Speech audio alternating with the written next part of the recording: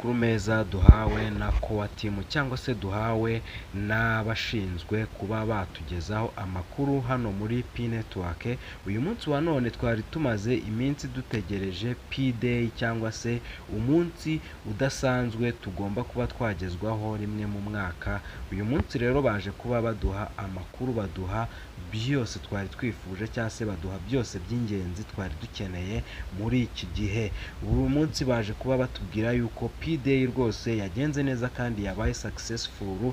Baza kuba badushyiramo ahangaha ka video, nuza kuba wakwinjira muri application yawe uri buze kuba waplayinga aka ka video, uraza kuba wagaplayinga ubundi ube wakareba. Ariko ikinzanye uyu munsi wa none ni ugusobanurira abantu bimwe mu bigize iri tangazo no twaje duhabwa ahangaha muri P zacu. Reka tube twarebera hamwe iri tangazo twaje duhabwa, ubundi ahasigaye tube twakomeza.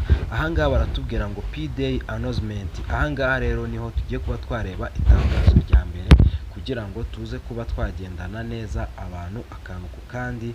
Mbere yuko turigeramo, kora subscribe ubundi ukore no kunzogera, kandi wibuke kuzajya unyandikira umbwire ibindi bintu waje kuba wakenera ko nakubwiraho. Itangazo ryacu ngiri ngiri rero tugiye kwifashisha uburyo bw'ikinyarwanda cyangwa twifashishe translator tube twarebera hamwe ibyo iri tangazo ririmo mu magambo make.